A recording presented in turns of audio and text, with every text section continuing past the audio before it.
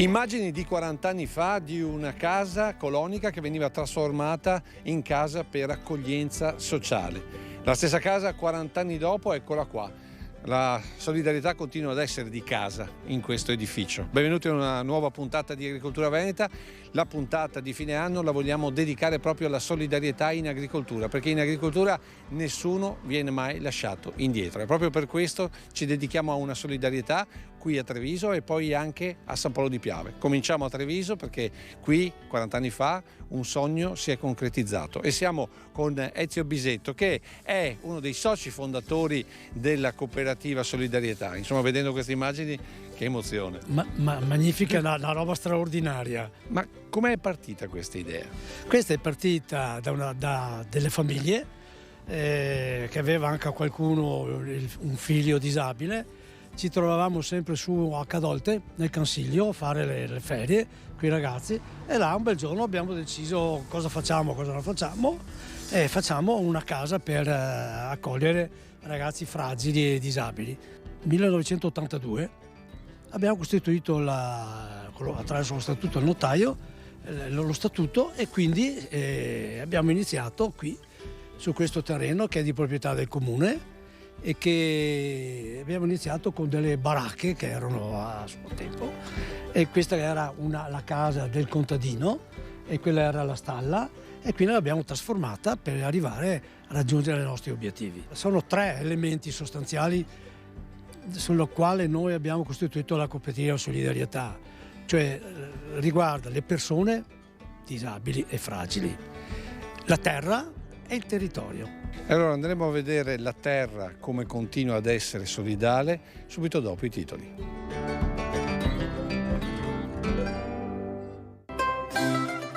Quando l'agricoltura serve a dare un futuro a chi vive con delle disabilità. A Treviso un esempio vincente che dura da oltre 40 anni. A San Polo di Piave l'esperienza di un gruppo di famiglie che combattono per mantenere vivo il loro sogno. Il cambiamento climatico ha già compromesso l'annata del radicchio rosso di Treviso. Piante che filano per le alte temperature, cuori dolci che non si formano per le brinate che mancano, stanno portando i produttori a non mettere più in bianca le piante. Basta una serie televisiva per scatenare le storiche divisioni tra i consorzi del Prosecco. Arrivano dalla serie Odio in Natale le critiche di una cinquantina di produttori del superiore per aver visto confuso il loro marchio UNESCO con quello della DOC. È per antonomasia il fiore dell'inverno, anche se molti lo scambiano con il calicanto. È il chimonanto, che nel linguaggio floreale è simbolo di protezione e dal quale si estrae un unguento profumato contro l'invecchiamento della pelle. Dal 26 dicembre la DOC veronese del Custozza perde la denominazione di bianco per chiamarsi unicamente Custozza. Una scelta fatta sullo stile del Prosecco per legarsi ancor di più al territorio di produzione. Un pacco di guai che il 2022 vorrebbe rifilare al nuovo anno, che però non accetta lo scomodo regalo. È la parodia dell'agrifoglio di dicembre, nella speranza di molti che non sia da capo un anno da danno.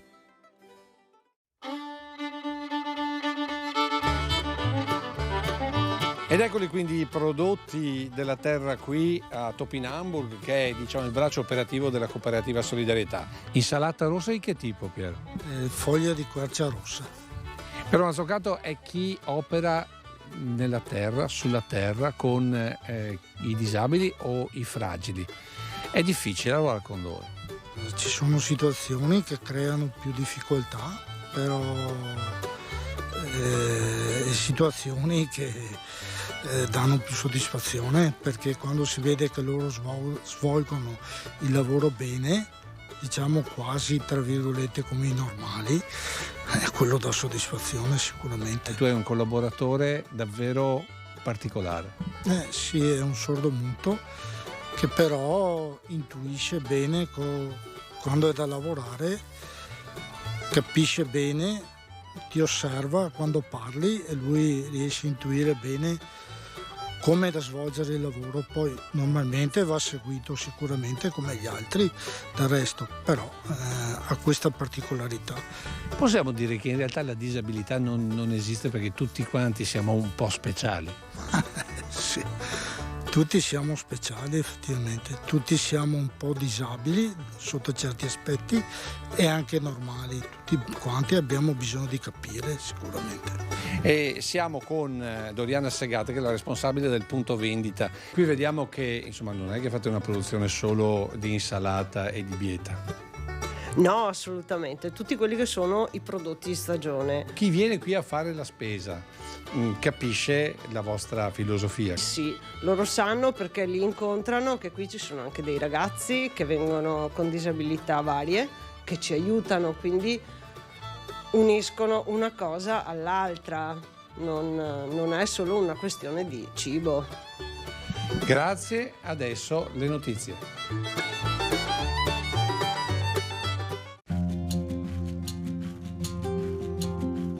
Si profila un'annata disastrosa per il radicchio rosso di Treviso, prodotto che fila e non fa cuore, con forte percentuale di scarto e poco peso alla vendita. È quanto stanno constatando con amarezza molti produttori delle zone IGP, dove fino a qualche settimana fa si parlava di un calo nella produzione del 20-30%, ma che ora potrebbe toccare punte del 50% ed oltre. Una vera e propria calamità causata dalla mancanza di gelate e temperature primaverili, con il risultato che molti coltivatori stanno valutando di non raccogliere più, svuotando le vasche di imbiancatura e chiudendo anzitempo l'annata produttiva. Dal 26 dicembre la DOC veronese del Custoza perde la denominazione di Bianco di Custoza per chiamarsi unicamente Custoza, legandosi ancor di più al territorio di produzione. Questo al termine di un iter iniziato diversi anni fa e che nel 2019 ha ottenuto l'approvazione del Ministero delle Politiche Agricole, Alimentari e Forestali e solo in questi giorni anche dell'Unione Europea.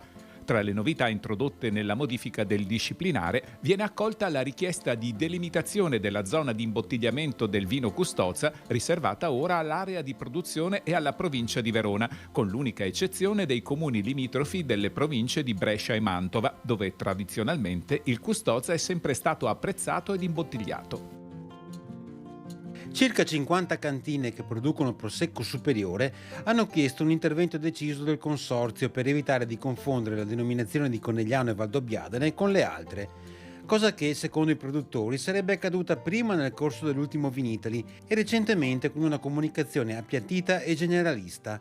In particolare viene contestato il messaggio promozionale del prosecco, che passa attraverso le immagini e la recitazione dei protagonisti di Odio il Natale, che non sarebbe assolutamente realista, anzi giocherebbe sull'equivoco, livellando a ribasso le caratteristiche dei vini di OCG a favore della DOC. Insomma, la serie in onda su Netflix rischia di trasformarsi da opportunità a causa di nuove frizioni fra aree e aziende del prosecco. Dal 1 gennaio sarà possibile presentare la domanda di disoccupazione in agricoltura. A ricordarlo sono gli uffici amministrativi delle associazioni di categoria, che sottolineano come la domanda debba essere presentata tra il 1 gennaio e il 31 marzo dell'anno successivo a quello in cui si è verificata la disoccupazione, pena la decadenza dal diritto. L'indennità spetta nella misura del 40% della retribuzione di riferimento.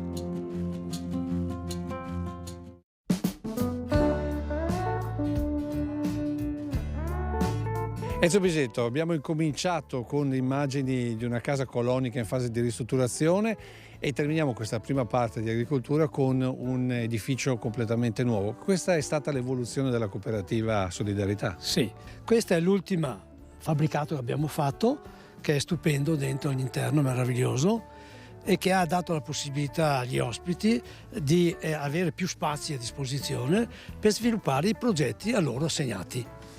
Possiamo dire insomma una scommessa vinta partendo dalla terra? Sicuramente sì, perché uno dei fondamenti importanti della solidarietà nostro è soprattutto anche l'agricoltura. Qual è l'insegnamento che voi date alla società ogni giorno con questa struttura? Ci mettiamo a disposizione di persone che hanno bisogno di avere un po' di dignità, perché o hanno la disabilità o sono fragili perché sono stati licenziati dalla fabbrica e magari a 50 anni fai fatica a trovare un lavoro, e quindi noi pensiamo a queste persone di reinserirli in maniera giusta, equa, su quello che è il contesto sociale del nostro paese. Possiamo dire insomma che l'agricoltura non lascia indietro nessuno ed è questo il grande insegnamento anche della vostra struttura. Sì, perché finalmente hanno riscoperto i grandi luminari tecnici che attraverso il lavoro nei campi vuol dire anche fare riabilitazione. Grazie, adesso noi ci fermiamo per un po' di pubblicità. Seconda parte di Agricoltura Veneta, andremo a vedere un altro esempio di solidarietà in agricoltura.